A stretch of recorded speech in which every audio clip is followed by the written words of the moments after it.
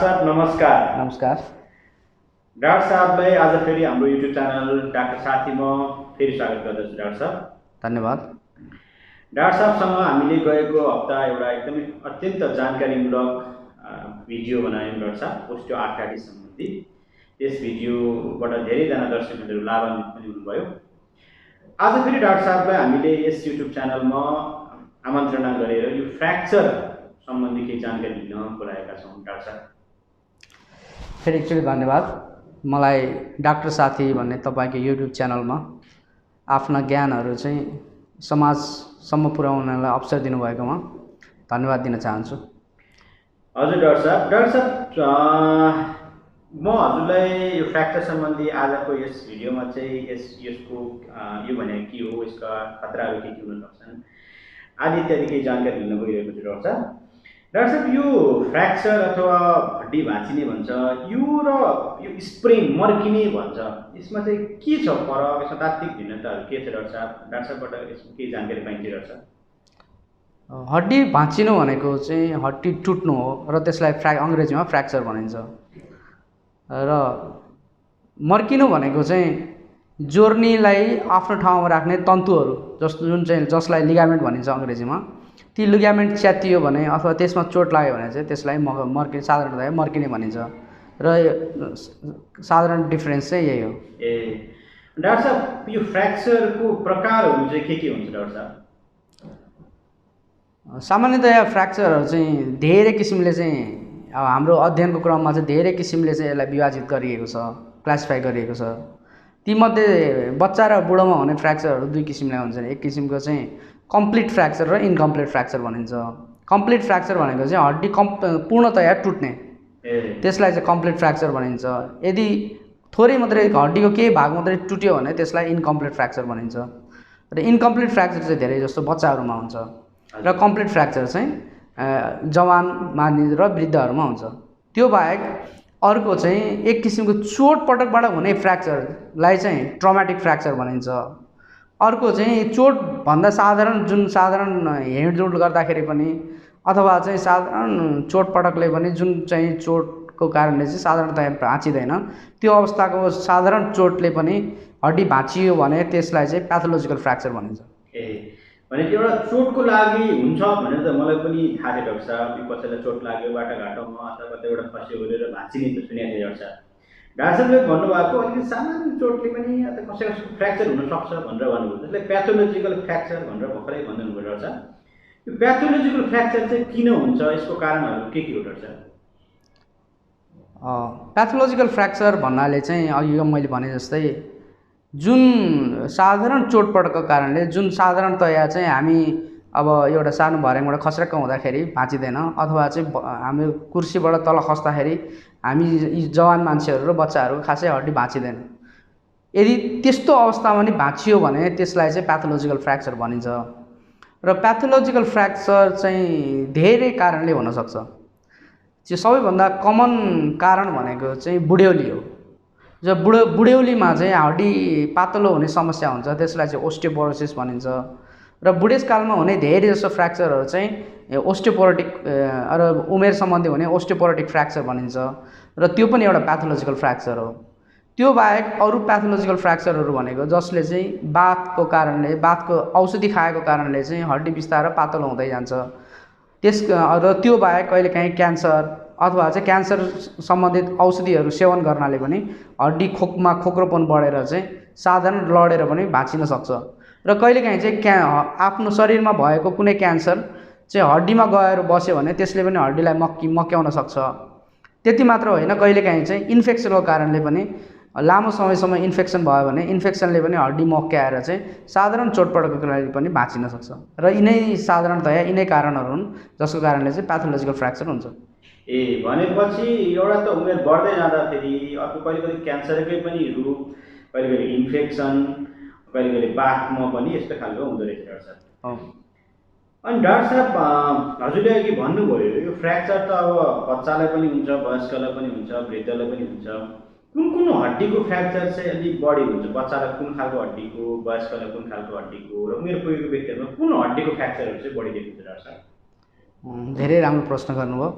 बच्चाहरूमा साधारणतया चाहिँ कुइना वरिपरि र हातको बढी फ्र्याक्चर हुन्छ बच्चाहरूमा चाहिँ, किनभने बच्चाहरू धेरै खेल्छन् र खेल्दाखेरि लड्दाखेरि चाहिँ उनीहरूले चाहिँ पहिलोचोटि आफ्नो जमिनमा पुग्दाखेरि चाहिँ आफूलाई बचाउनको लागि चाहिँ हातलाई अगाडि बढाउने भएको कारणले चाहिँ बच्चाहरूको चाहिँ जस्तो हात भन्छ नाडीको हड्डीहरू चाहिँ भाँचिन्छ र त्यो चाहिँ सबैभन्दा कमन हो।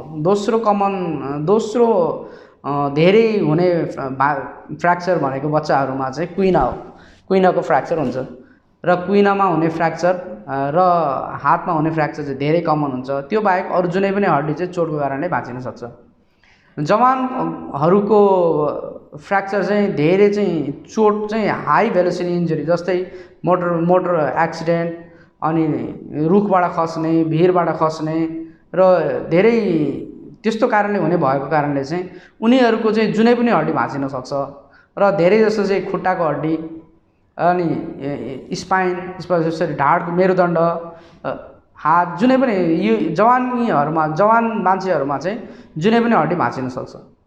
तर वृद्धहरूमा भने तपाईँले भनेको जस्तै केही स्पेसिफिक ठाउँहरूमा चाहिँ कमन फ्र्याक्चर हुन्छ, जुन चाहिँ अघि मैले भने हड्डीको खोक्रोपना बढ्दाखेरि हुने फ्र्याक्चर, जसलाई चाहिँ ओस्टोपोरोटिक फ्र्याक्चर भनिन्छ।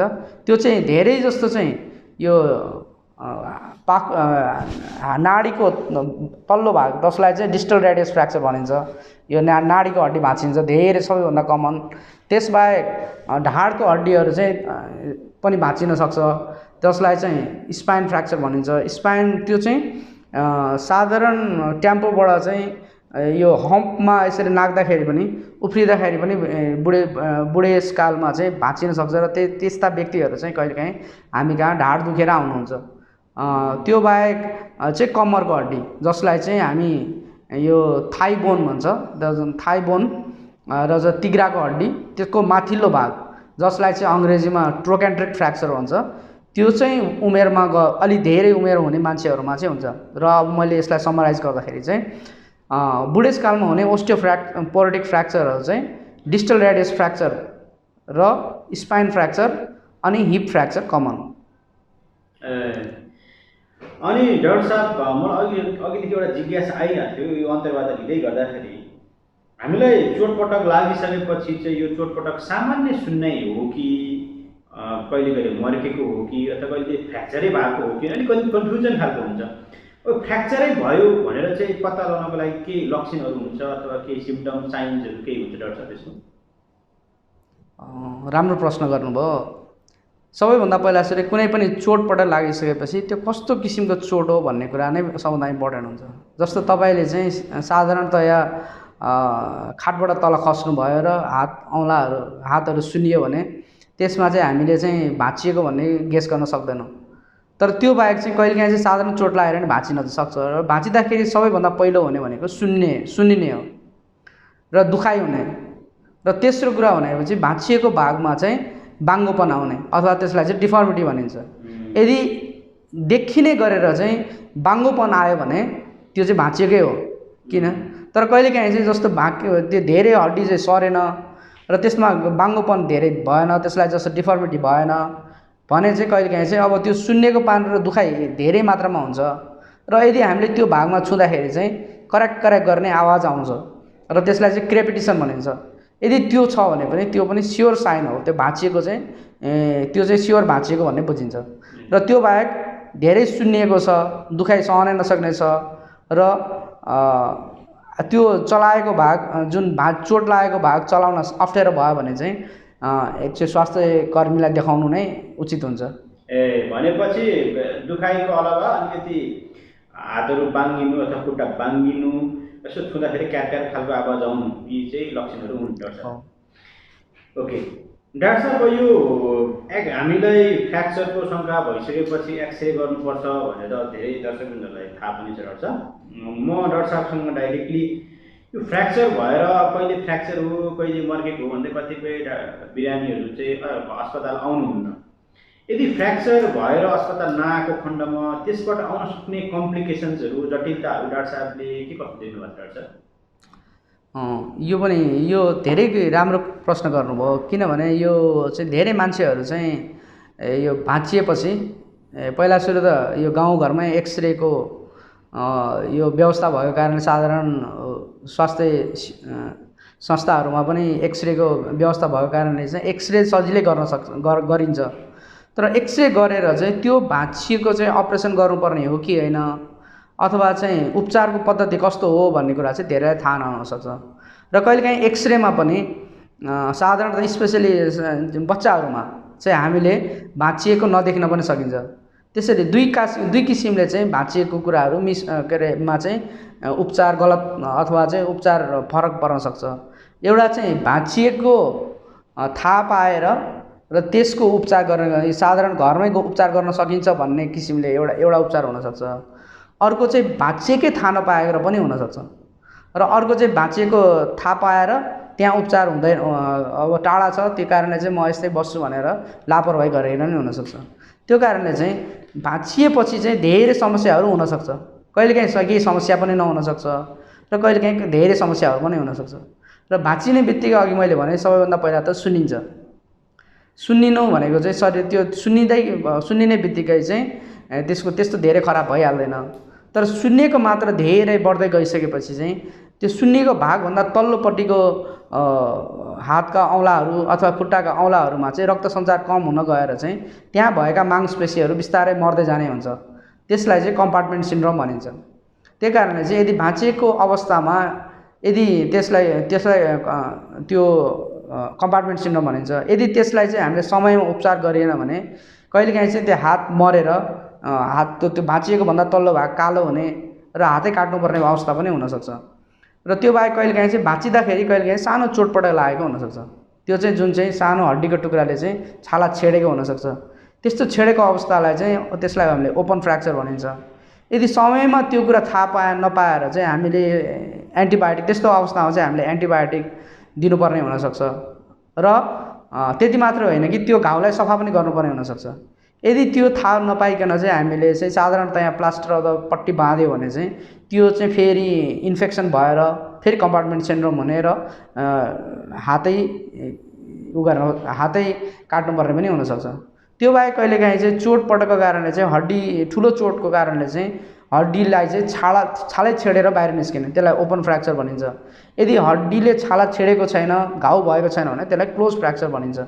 धेरै जस्तो फ्र्याक्चरहरू चाहिँ ओपन भइसकेपछि अथवा त्यसलाई चाहिँ खुल्ला भइसकेपछि हड्डी छेडेर बाहिर आइसकेपछि त्यस्ता व्यक्तिहरूलाई चाहिँ प्रायः जस्तो हस्पिटल ल्याउने गरिन्छ। तर कहिलेकाहीँ चाहिँ सानो मात्रै घाउ लाग्यो भने त्यस्तोहरूमा चाहिँ कहिलेकाहीँ मिस हुनसक्छ र गाउँघरमा चाहिँ त्यसलाई लेप लाउँदाखेरि चाहिँ त्यसले चाहिँ अरू खराबी गरेर त्यो इन्फेक्सन बढेर र त्यसको कारणले चाहिँ तल्लो भाग चाहिँ मरेर हातै काट्नुपर्ने र कहिलेकाहीँ ज्यानै जानुपर्ने अवस्था पनि हुनसक्छ। र सानो हड्डी भाँचिँदाखेरि चाहिँ धेरै रगत बग्दैन। त्यो कारणले चाहिँ अरू त्यस्तो धेरै समस्या हुँदैन। तर ठुलो हड्डीहरू भाँचिँदा जस्तै चाहिँ कम्मरको हड्डी, तिघ्राको हड्डी र अनि भाँचिँदाखेरि चाहिँ शरीरमा धेरै रक्तस्राव भएर कहिलेकाहीँ चाहिँ त्यसलाई हाइपोभोल्मिक सक भनिन्छ। त्यसैले पनि मान्छेको ज्यान जान सक्छ। यदि गलत उपचार भयो भने चाहिँ हड्डीहरू चाहिँ गलत तरिकाले जुट्ने, हात खुट्टा बाङ्गो हुने र पछि चाहिँ हड्डी छोटो हुने हुनसक्छ। त्यो कारणले चाहिँ हड्डी भाँचिसकेपछि चाहिँ गाउँघरमा उपचार गर्दाखेरि चाहिँ अलिकति ध्यानै दिनुपर्छ। भनेपछि त्यसको त राम्रोसँग उपचार नगर्दा त धेरै जटिल समस्याहरू आउन सक्दो रहेछ। हजुर डाक्टर साहब, पनि बिरामीहरू चाहिँ फ्र्याक्चर त थुप्रो किसिमको हुँदो रहेछ। डाक्टर साहबले पनि भन्नुभयो, कोही क्लोज, कोही ओपन, कोही चाहिँ ट्रमाटिक, कोही प्याथोलोजिकल भनेर भन्दै हुनुहुन्छ। यसको उपचार विधि चाहिँ के हो डाक्टर साहब? अहिले पहिलो चाहिँ अब फ्र्याक्चर हुने साथै हामीले के गर्नुपर्छ घरमा र अस्पतालको आएपछि डाक्टर साहबहरूले के खालको उपचारहरू विधिहरू अप्नाउनुहुन्छ डाक्टर साहब? अलिकति छोटकरीमा जानकारी दिनु होला डाक्टर साहब। सबैभन्दा पहिला सुरु चाहिँ चोट लाग्दाखेरि नै धेरै कुराहरू चाहिँ साधारण कुरा मान्छेहरूलाई जानकारी भयो भने अहिले मैले भनेका धेरै कम्प्लिकेसन्सहरूबाट चाहिँ बच्न सकिन्छ। त्यसैले चाहिँ हड्डी भाँचिसकेपछि यदि हामीलाई चाहिँ शङ्का भयो अथवा कुनै हाम्रो हात खुट्टामा चोट लाग्यो भने अथवा हामीलाई भाँचिएको शङ्का लाग्यो भने अथवा अकस्मात धेरै सुन्यो भने सबैभन्दा त्यसलाई चाहिँ आरामको जरुरी हुन्छ। आराम गर्नको लागि चाहिँ त्यसलाई चाहिँ कुनै घरमै उपलब्ध हुने सानो बाँसको टुक्रा अथवा काठको बोर्ड अनि यसो कागजको बोर्ड त्यसलाई चाहिँ हामीले पट्याएर हल्का ढङ्गले त्यो जुन भागमा चोट लागेको छ त्यसलाई चाहिँ हामीले चाहिँ नहल्लिने गरेर चाहिँ हल्का धेरै टाइट नहुने गरेर हल्का बाँधेर त्यसलाई नजिकको स्वास्थ्य अनि र त्यहाँनिर घरमा कुनै दुखाइ कम हुने औषधि छ भने औषधि दिएर नजिकको स्वास्थ्य चौकीमा लानु नै सबैभन्दा राम्रो उपाय हो। र यदि अब कहिलेकाहीँ चाहिँ के गरिन्छ भने काम्रो बान्ने चलन छ। काम्रो बान्ने भनिन्छ गाउँघरमा, बाँसको सानो सानो टुक्राहरूलाई चाहिँ अनि त्यो भाँचिएको भागलाई सिधा गर्नलाई त्यो भाँचिएको भागमा राम्रो के अरे सटाएर राख्ने र त्यसलाई जोडले बाहिरबाट कसेर बाँधिदिने, त्यसलाई चाहिँ काम्रो बान्ने भनिन्छ। काम्रो बान्ने चाहिँ राम्रै तरिका हो उपचार गर्ने, तर कसिएर बाँध्दाखेरि के हुन्छ भने हड्डी त्यो ठाउँमा बस्छ कहिलेकाहीँ, तर त्यसले चाहिँ त्यहाँभित्र भएका रक्त सञ्चारका मात्रा नभएको कारणले तल्लो त्यो भाँचिएको भन्दा तल्लो भागमध्ये रक्त सञ्चार त्यो टाइट बाँधेको कारणले चाहिँ रक्त सञ्चार नहुने हुँदाखेरि चाहिँ काम्रो बाँध्दाखेरि चाहिँ त्यो हातै मर्ने हुनसक्छ। त्यो कारणले चाहिँ काम्रोलाई चाहिँ बाँध्नु हुँदैन, काम्रो कसे जसरी चाहिँ कस्नु हुँदैन। नकसिकन चाहिँ हल्का त्यो हड्डीलाई चाहिँ नचल्ने गरेर चाहिँ सानो स्कार्फले अथवा चाहिँ सानो काठको टुक्राले चाहिँ त्यो हड्डीलाई नसर्ने गरेर बाँध्ने र नजिकको स्वास्थ्य चौकीमा लाने नै पहिलो काम गर्नुपर्छ। यदि घाउ छ भने चाहिँ हल्का पानीले सफा पानीले चाहिँ एकचोटि बरु सफा गरेर र अनि त्यदि रगत बगिरहेको छ भने सफा कपडाले त्यहाँनिर समातेर माथिबाट हल्का ब्यान्डेज गरेर त्यसलाई चाहिँ नजिकको स्वास्थ्य चौकीमा लानुपर्छ। यदि लानै छ भने चाहिँ भाँचिएको अवस्थामा चाहिँ भाँचिएको हात खुट्टालाई चाहिँ हल्लाउँदै अस्पतालसम्म पुर्याउनु हुँदैन। त्यसले गर्दाखेरि चोटको मात्रा अझ बढ्ने, सुन्नेको मात्रा बढ्ने र अझ धेरै अरू नजिकको रक्तनली र स्नायुको नलीहरूमा पनि चोट लागेर अझ ठुलो समस्या आउन सक्छ।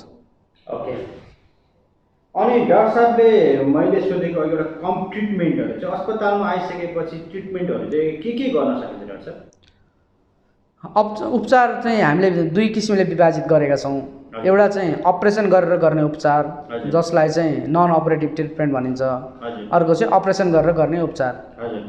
र धेरै जसो बच्चाहरूको फ्र्याक्चर चाहिँ हामीले नन अपरेटिभ नै गर्न सकिन्छ। यदि हड्डी नसरेको अवस्था छ, सुन्नेको मात्रा कम छैन र उसको कुनै पनि हड्डीको चाहिँ फङ्सनल डिमान्ड हुन्छ जसलाई त्यो चाहिँ धेरै आवश्यक छैन भने त्यस्तो हड्डी भाँचिएको अवस्थामा चाहिँ हामीले चाहिँ नन अपरेटिभ उपचार गर्न सकिन्छ। जस्तै बच्चाहरूको चाहिँ हात भाँचिँदाखेरि, खुट्टा भाँचिँदाखेरि हामीले चाहिँ यसलाई चाहिँ अपरेसन नगरिकन उपचार गरिन्छ र त्यसलाई चाहिँ हामी प्लास्टर लगाएर हड्डीलाई ठाउँमा राखेर प्लास्टरले चाहिँ त्यही ठाउँमा राख्छ र कम्तीमा 4 हप्तादेखि 6 हप्तामा चाहिँ धेरै जसो बच्चाहरूको भाँचिएको हड्डी चाहिँ ठिक हुन्छ। तर त्यो भाँचिएको बच्चाहरूको भाँचिएको हात चाहिँ कहिले हात खुट्टाहरू चाहिँ सरेर चाहिँ बाङ्ग भएको हुनसक्छ। त्यो कारणले चाहिँ स्वास्थ्य चौकीमा हामीले सबभन्दा पहिला सुरु चाहिँ बिहोस गरेर वा नगराइकन त्यो हड्डीलाई चाहिँ आफ्नो पूर्ववत अवस्थामा मिलाउने, त्यसलाई चाहिँ रिडक्सन भनिन्छ, ठाउँमा राख्ने। त्यो चाहिँ राखिसकेपछि चाहिँ प्लास्टरले चाहिँ त्यो ठाउँमै मेन्टेन गरेर राख्ने र त्यसलाई चाहिँ हामीले चाहिँ यसरी चाहिँ प्लास्टरबाट चाहिँ उपचार गर्न सकिन्छ फ्र्याक्चर एक किसिमले। अर्को भनेको चाहिँ धेरै जस्तो चाहिँ वयस्कहरू र वृद्धहरूको भाँचिएको हड्डीहरू चाहिँ हामीले अपरेसनद्वारा नै उपचार गर्छौँ। भनेपछि सानो उमेरको छ भने चाहिँ प्लास्टर विधि बढी उपयोगी हो डाक्टर साहब, अलिकति उमेर भइसकेको छ भने चाहिँ अपरेसन विधि चाहिँ बढी उपयोगी। हजुर डाक्टर साहब, हामी यस अन्तर्वार्ताको अन्त्यतिर छौँ। डाक्टर साहब, मलाई अर्को एउटा जिज्ञासा लागेको चाहिँ यो प्लास्टर लाउने अब नेपालमा धेरै चलन छ। यो प्लास्टर लाउँदै जाँदाखेरि प्लास्टरबाट आउन सक्ने कम्प्लिकेसन्सहरू, जटिलताहरू के हो र कस्तो अवस्थामा चाहिँ प्लास्टर लगाएको बिरामी तत्काल तुरुन्तै अस्पताल आउनुपर्छ? धेरै राम्रो प्रश्न गर्नुभयो र यो प्रश्नको उत्तर दिनुभन्दा अगाडि चाहिँ बच्चाहरूलाई हामीले उपचार गर्दाखेरि चाहिँ कहिलेकाहीँ चाहिँ धेरै जसो चाहिँ हामीले प्लास्टरबाट उपचार गर्न सक्छौँ भने त्यो बाहेक चाहिँ कहिलेकाहीँ चाहिँ अपरेसन गर्नुपर्ने पनि हुनसक्छ। जस्तो कुइनाको केही हड्डीहरू जो भाँचिँदाखेरि को अवस्थामा अथवा चाहिँ हड्डी चाहिँ ओपन फ्र्याक्चर भएको अवस्थामा र कहिलेकाहीँ चाहिँ बच्चाहरूमा पनि अपरेसन गर्नुपर्ने हुनसक्छ। र त्यो बाहेक तपाईँले भन्नुभयो प्लास्टर लाउँदाखेरि चाहिँ दुई किसिमको समस्या आउन सक्छ। एउटा प्लास्टर चाहिँ जान्ने व्यक्तिले लायो कि नजान्ने व्यक्तिले लायो भन्ने हुन्छ। त्यसरी कहिलेकाहीँ चाहिँ अब नजान्ने व्यक्तिहरूले लाउँदाखेरि कि चाहिँ प्लास्टर धेरै टाइट हुनसक्छ, एकदमै टाइट भएर लगाउने अथवा कसेर लगाउने। अर्को चाहिँ लुज हुनसक्छ। प्लास्टर लुज भयो भने चाहिँ के हुन्छ भने हड्डी ठाउँमा बस्दैन र दुखाइ रहिरहन्छ र पछि हड्डी जुटि नै हाल्यो भने पनि बाङ्गो गरेर जुट्ने हुनसक्छ। त्यो लुज भयो भने। र त्यस अर्को कारण चाहिँ अर्को चाहिँ लुजको भयो भने चाहिँ कहिलेकाहीँ चाहिँ त्यो लुज भएको प्लास्टर त साह्रो हुन्छ। त्यो चाहिँ हाम्रो हड्डीको कुनै पनि जस्तो यो हाम्रो कुइनामा अनि यो नाडीमा चाहिँ यो हड्डीको प्रोमिनेन्ट भागहरू हुन्छ, त्यो हड्डीमा चाहिँ त्यो लुज प्लास्टरले चाहिँ रगडिरहँदाखेरि चाहिँ कहिलेकाहीँ घाउ पनि हुनसक्छ। त्यो चाहिँ लुज प्लास्टरको कम्प्लिकेसन हो। र अर्को भनेको चाहिँ टाइट कास्ट हुनसक्छ। कहिलेकाहीँ चाहिँ अब हामीले चाहिँ राम्रोसँग हड्डी मिलाउँछौँ र त्यो ठाउँमा राख्नको लागि चाहिँ हामीले अलिक बढी कसेर प्लास्टर लगाउने पनि चलन हुन्छ। त्यसरी प्लास्टर टाइट भयो भने चाहिँ के हुन्छ भने अघि मैले भने जस्तै यो प्लास्टर टाइट भएपछि चाहिँ भित्रपट्टिको जुन रक्त सञ्चार चाहिँ कम हुन जान्छ। प्लास्टर टाइट भएर रक्त सञ्चार कम भएपछि के हुन्छ भने भित्रपट्टि चोट लागेको मांसपेशीमा चाहिँ रक्त सञ्चार कम हुने र कम भएर चाहिँ त्यहाँभन्दा भाँचिएको भागभन्दा तल्लो भागहरू चाहिँ बिस्तारै मर्दै जाने हुनसक्छ। त्यो कारणले चाहिँ यस्तो टाइट कास्ट चाहिँ कसरी थाहा पाउने भन्दाखेरि चाहिँ यदि हामीले टाइट कास्ट भयो भने चाहिँ त्यो औँलाको टुप्पाहरू निलो हुनसक्छ, अथवा चाहिँ औँला साह्रै त्यो भाँचिएको ठाउँमा चाहिँ प्लास्टर लगाएपछि अझ दुखाइ बढ्दै जाने हुनसक्छ, दुखाइ सहनै नसक्ने पनि हुनसक्छ र औँलाको टुप्पोहरू निलो हुने र सुन्निने मात्रा बढ्न सक्छ। त्यस्तो अवस्थामा चाहिँ हामी तुरुन्त हस्पिटल आइहाल्नुपर्छ। यसलाई चाहिँ टाइट कास्ट भनिन्छ। यदि टाइट कास्ट लगाएर चाहिँ यदि हामीले समयमा उपचार गरेन भने चाहिँ त्यो फेरि अघि मैले भने जस्तै कम्पार्टमेन्ट सिन्ड्रोम हुनसक्छ। त्यो कारणले चाहिँ यदि त्यही भएर हामीले हरेक बिरामीलाई प्लास्टर लगाएपछि यही भन्ने गर्छौँ, यदि तपाईँको औँला बच्चाको के अरे जुन प्लास्टर लगाएको तल्लो भागका औँलाहरूको टुप्पाहरू अथवा खुट्टाको गोडाको औँलाहरू अथवा हातको औँलाहरूको टुप्पो निलो हुँदै गयो अथवा चाहिँ सेतो भयो अथवा चाहिँ सुन्नेको मात्रा धेरै बढ्यो, दुखाइको मात्रा चाहिँ औषधि खाँदाखेरि पनि दुखाइको मात्रा कम भएन भने चाहिँ तुरुन्त अस्पताल आउनु, घरमा नबस्नु भनेर भन्छौँ। यदि टाढा छ भने चाहिँ त्यस्तो अवस्थामा चाहिँ त्यो प्लास्टरलाई घरमै काट्दाखेरि पनि हुन्छ। हस् त डाक्टर साहब, यो आजको फ्र्याक्चर सम्बन्धी कन्टेन्टमा धेरै जानकारीमूलक हो डाक्टर साहब। डाक्टर साहबलाई समयको लागि धेरै धेरै धन्यवाद डाक्टर साहब। धन्यवाद।